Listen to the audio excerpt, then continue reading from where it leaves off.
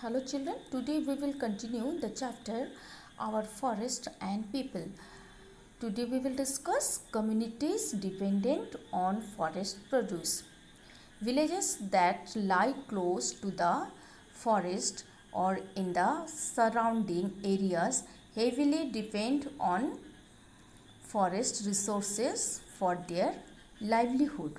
So in previous class we already discussed it that villages and tribals are very close to the forest and they earn their living from forest resources.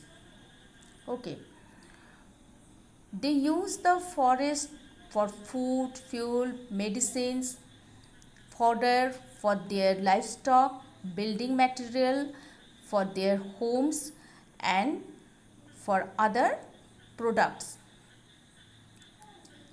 They sell some of these products in the marketplace to earn a livelihood. So in this way they earn their livelihood. They earn their living. Many of these communities are primarily engaged in agriculture. Sometimes they also use the forest land as grazing grounds for their livestock. Although forests have served as their agricultural land for years, the increase in the human population has diminished the forest cover. So, due to rapid increase of population, forest land is used for making houses, and to meet the rising population's need for food and shelter, forest cover is diminished. Okay. Now public-private ownership of trees, forests and sacred groves.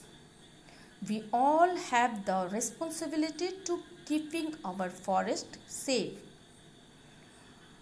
So it is our responsibility to keep our forest safe, because forests purify our atmosphere, it purifies the air. We all need fresh air to live. So it is our duty to keep our forest safe. Okay, we cannot live in a world without forest. Forest helps to maintain a very important ecological balance with trees and wildlife. So what is ecology? Ecology means relation between animals and their environment. We know that forests are home to the tribals and an important means of livelihood for many others too. So forest is not only the beneficial for tribals, but it is important means of livelihood for many others too. It is impossible to save our forest without the support of the tribals who live there. So if we want to save our forest, we need the support of tribals. Without the support of the tribals, we cannot save our forest. Public-private ownership of forest means that the forest is the property of our government along with the private communities who live in the forest. This is the underlying principle behind joint forest management as mentioned in the National Forest Policy of 1988. So, according to the National Forest Policy of 1988 and under the joint forest management, forest is the property of our government along with the private communities who live in the forest. Private communities means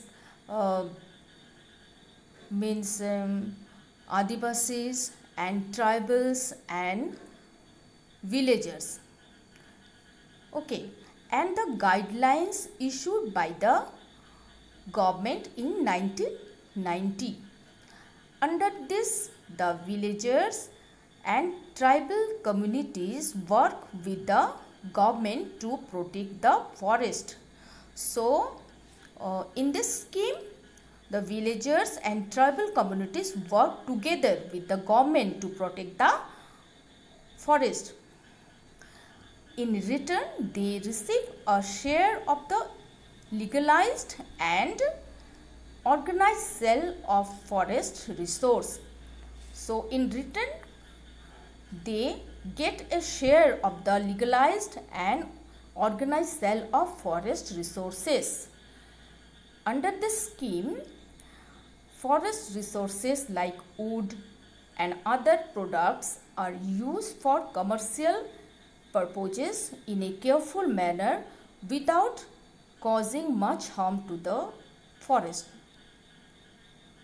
So, in a systematic way, the forest resources are disposed in the tribal communities. So, without destroying the forest and its resources, the products should be used in a commercial purpose. Okay, thank you.